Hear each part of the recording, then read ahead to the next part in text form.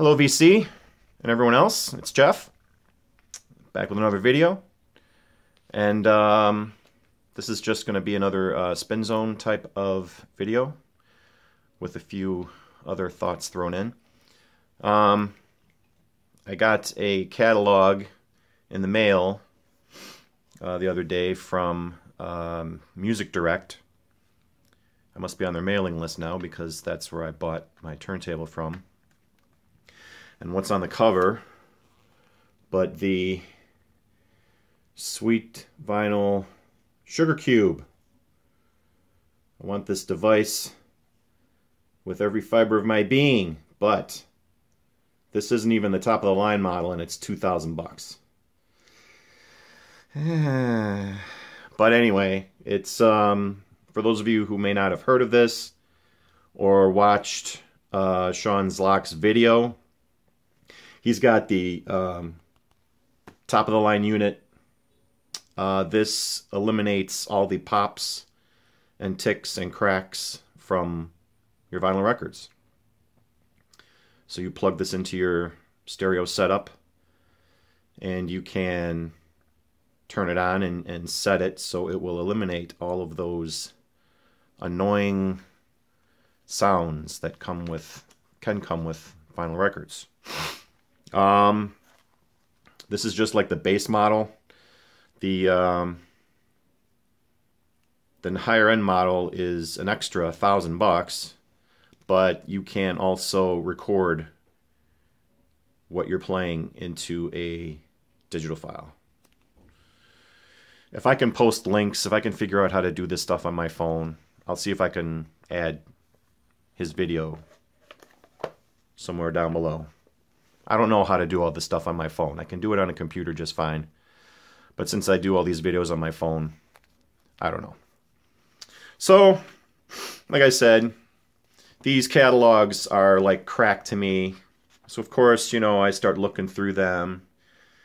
And I look at all the pretty pictures of all the different gear, you know, the speakers, all the cables, even though I'm not into that part of it at all. I just like to look at it, that's all. The turntables, and there's still, I've updated my system over the past probably 6 to 8 months, almost completely. But there's still a pair of speakers that I want to upgrade. I've got a pair of probably 35-year-old Boston acoustic speakers, which I reconed about 4 or 5 years ago now, and they work fine. I mean, they sound okay, but they're the last of the hand-me-downs that made up my stereo systems for many years. So eventually, someday, maybe I'll get around to replacing them. But the thing is, I look at these. I look at the pictures and some of these, you know, I see what's on sale, you know, and it's just like, ooh, I like that. Not in the cards for me right now. I did get a fairly substantial bonus at work, which, believe me, I earned because of all the time I put in last year, and it was a percentage of our pay, which got blown up because I worked ungodly hours last year. But that money is going to have to go towards flood control measures for my basement, because I've had too many instances where we get these massive monsoon rains and they're wave after wave after wave, and the ground just becomes saturated, and the storm sewers get overwhelmed and the streets flood, and when the streets flood, it starts coming back into my basement. So unfortunately, I can't spend it on a sexy piece of stereo equipment like I would like. I have to do it on something, you know, something that is not very sexy. But that's what being adults all about, right? Right. I know. Anyway, I've been watching a ton of videos lately, and even today, I probably commented on about a dozen of them. I'm trying to do better at interacting more and commenting more on people's videos as I see them come across my feed. So the amount of people that I've subscribed to, mostly because of the contest, because every time somebody entered the contest, I did my best to remember to hit the subscribe button, and I think I did it to everybody. So my my subscribe list has grown exponentially as well, and I'm trying very hard to interact more with the VC. I'm trying to become an active member more. So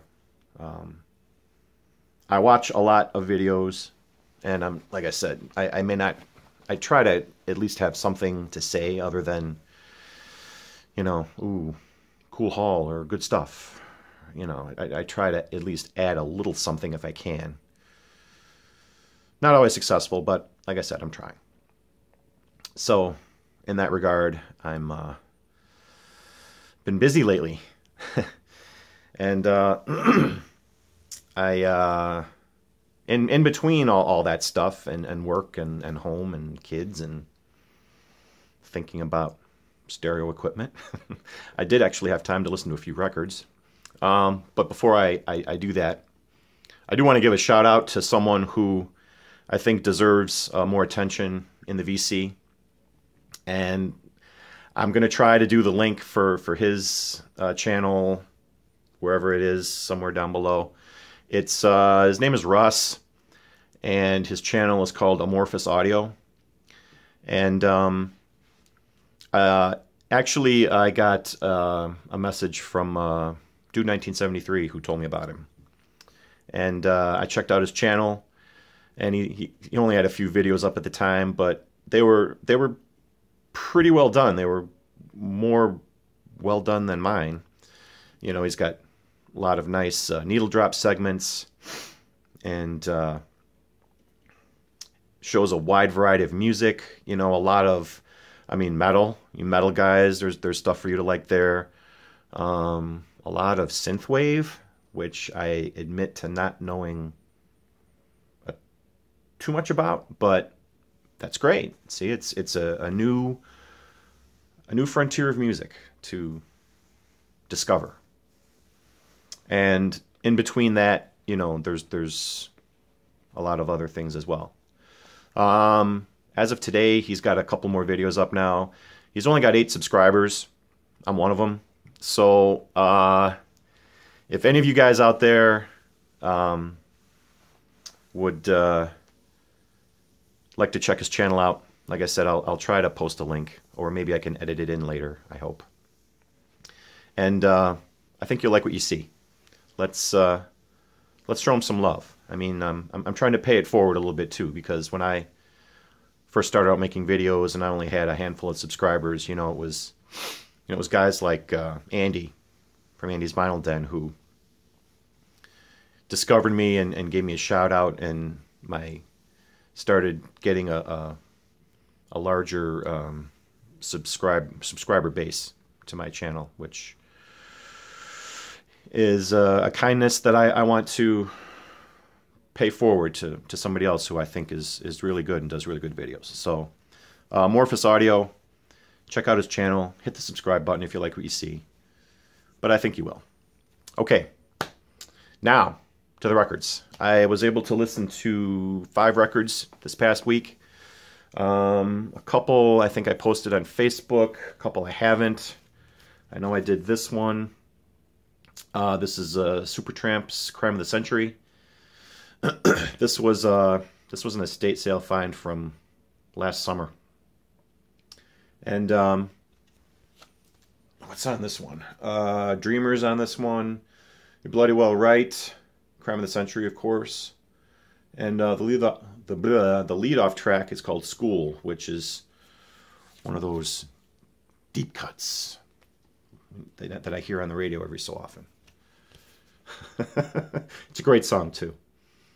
Supertramp, I find, generally makes well-recorded, well-engineered, well-produced albums.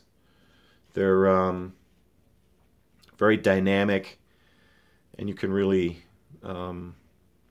use these records almost as a test case for stereo equipment to kind of stretch them out to show what they do.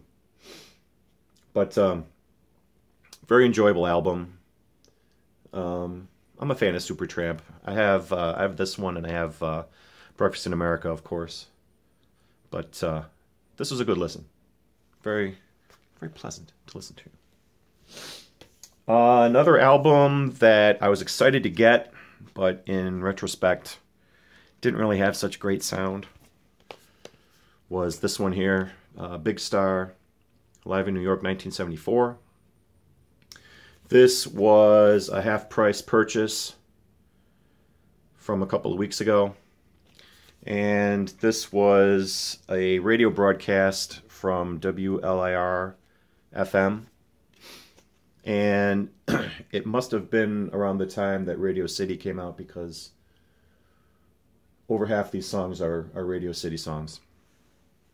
But and the playing is fine. It's just that it sounds like somebody just put a tape recorder next to the radio while it was playing and then pressed it to vinyl. So the audio quality itself is not the best. You know, what are you going to do? I saw it there, and I had to get it because it was Big Star, you know. I mean, in some places it sounds decent, in others it's very muffled and muddy, very tinny sounding. So I don't know what the source material was for this album, but it wasn't very good.